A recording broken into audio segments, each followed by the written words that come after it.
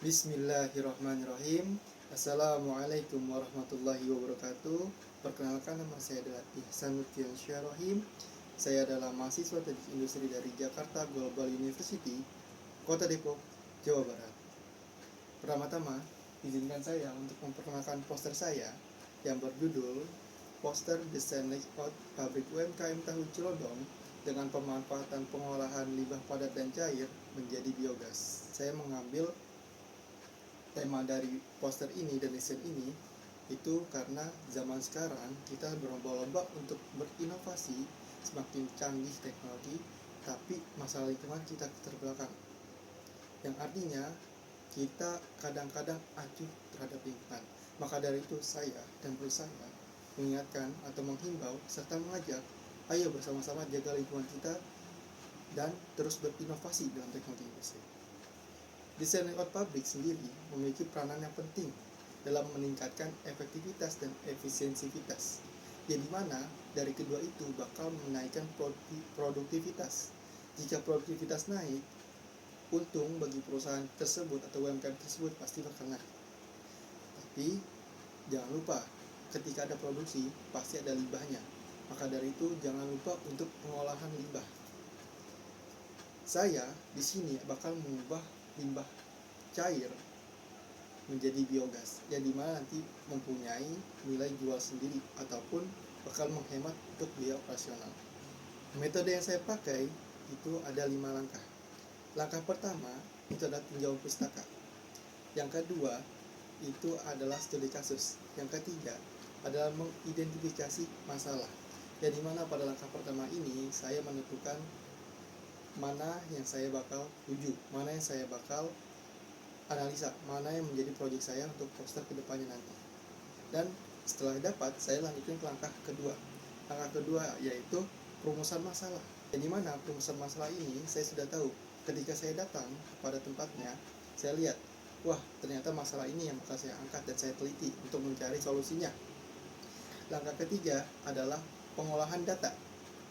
Setelah tadi saya mendapatkan data-data di sana, saya pulang, saya tanya-tanya dengan narasumber, saya lihat langsung, observasi secara langsung, saya mendapatkan data tersebut. Baru data itu saya bakal olah sendiri. Dan tentunya saya dibantu dengan dosen pembimbing dan juga teman-teman. Setelah itu, langkah keempat yaitu analisa hasil. Yang dimana dari data yang tadi kita dapat, kita analisa hasilnya gimana. Apakah cocok, apakah bisa berkembang ataupun tidak, apakah bisa dilebih baikkan lagi, apakah bisa ditingkatkan lagi produktivitasnya ataupun tidak. Dari situ kita bisa dapat. Dan langkah kelima adalah langkah terakhir, yaitu kesimpulan. Dari kesimpulan yang kita dapat dari sini, itu kita bisa tahu bagaimana hasil dari penelitian kita kali ini. Hasil yang saya dapat ketika saya pertama kali ke sana adalah langkah pertama saya mengobservasi di mana lingkungan kerjanya, di mana pekerjanya, di mana cara kerjanya, dan di mana aliran proses produksinya. Dan waktu itu saya melihat hal yang harus dibenarkan pertama kali adalah aliran produksinya, karena itu sangat bertabrakan antara pekerja satu dan pekerja lainnya, apalagi pada saat itu ruangannya sangat sempit. Nah, dari situ saya juga mendapatkan data produktivitas dan data produksi. Dari data produksi tersebut, saya membuat check sheet yang ada di sini. Check sheet itu berfungsi untuk melihat historinya. Per bulan saya sudah rangkum. Dan saya dari data check sheet tersebut membuat diagram scatter, yang dimana itu buat mempermudah baca pengolahan limbahnya buat nanti di tahap selanjutnya. Setelah saya mendapatkan data produksi, akhirnya saya membuat layout. Layout ini adalah saya membuat layout dengan peta aliran proses satu arah, yang dimana nantinya pekerja itu tidak akan bertabrakan lagi, tidak akan berdempet-dempetan lagi, karena sudah sesuai dengan stasiun kerjanya masing-masing. Jadi berjalan sampai akhirnya ketemu terakhir perusahaan. Nah, di samping layout produksi juga saya membuat layout dari instalasi biogasnya. Jadi mana setelah diteliti ternyata limbah cair dari tahu tersebut itu mengandung gas metan atau energi metan. Jadi mana dari energi metan ini bisa diubah menjadi gas yang disebut dengan biogas atau gas alami.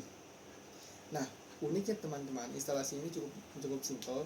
Jadi instalasi ini adalah limbah cairnya itu dia masuk ke dalam satu speed tank, yang dimana satu speed tank ini bakal difermentasi selama 14 hari ataupun 2 minggu.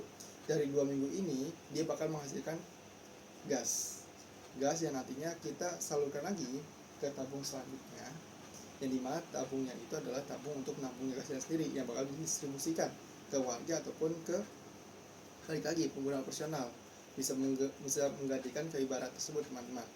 Nah, dari satu dirigen hasil fermentasi itu sangat hebat ternyata. Itu bisa menghidupi hampir 20 kepala keluarga atau 20 rumah dalam penggunaan normal.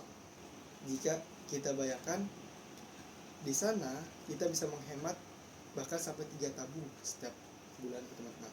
Sangat hebat bukan? Kita bisa menghemat 3 buah tabung LPG kan? Nah, tapi teman-teman, dari hasil yang kita dapat seperti diagram di samping itu adalah diagram yang menunjukkan berapa persen. Dari 8.000 itu hanya jadi 5.600. 5.600 itu adalah 70%-nya teman-teman. Dan 30%-nya itu adalah 16% adalah limbah cair dan 14%-nya adalah limbah padat. Dan limbah padat yang ini cukup gampang untuk diolah karena kita bisa mengolahnya dengan makan sapi atau makan ternak, itu bisa saja. Tapi untuk yang limbah cair ini kita menggunakan pemanfaatan biogas buat ke rumah warga ataupun dipakai kembali untuk mengganti kayu bara tersebut. Nah, kita ke tahap analisa teman-teman. Pada analisa kali ini kita berfokus pada penataan layout dan pengolahan limbahnya. Kita dapat hasil beberapa, yaitu limbah padat menjadi pakan ternak, limbah cair menjadi biogas. Dan dari sana kita bisa tahu satu ton dari fermentasi biogas tersebut itu bisa menghidupi sekitar 20 keluarga atau bahkan bisa 120 jika itu diproduksi setiap hari. 120 123 orang itu bisa, asalkan diproduksi tiap hari. Itu bakal terus siklusnya, dia masuk, difermentasi, gasnya keluar dan distribusikan. Itu terus. Itulah hebatnya teman-teman. Kesimpulan bisa saya ambil adalah, kesimpulan dari poster ini berfokus pada penataan layout dan juga pengolahan limbah, yang dimana penataan layout ini bakal sangat mempengaruhi produktivitas dan efektivitas dari si pekerjanya ataupun dari produktivitas dari si jumlah barangnya ataupun jumlah tahu yang diproduksi. Nah, dan juga untuk pengolahan limbahnya ini berdampak baik untuk lingkungan, warga sekitar maupun pabrik sendiri, yang dimana biogas tersebut adalah zat yang bisa terurai tapi tidak bisa dibiarkan menumpuk gitu saja. Maka dari itu speed tank sangat diperlukan, difermentasi untuk dia bermanfaatnya, itu energi metannya menjadi biogas, dimanfaatkan oleh warga ataupun dimanfaatkan sendiri oleh pabrik tersebut untuk sebagai salah satu sumber bahan bakarnya. Maka dari itu mungkin sangat penting bagi kita untuk menjaga lingkungan dan sangat penting untuk kita selalu berinovasi untuk menaikkan produktivitas dan efektivitas serta efisiensivitas. Maka dari itu kita harus semangat, kita harus tetap berjuang dan terus berinovasi. Saya Ihsan Nurdiansyah. Cukup sekian dari saya. Kurang lebihnya mohon maaf. Wassalamualaikum warahmatullahi wabarakatuh.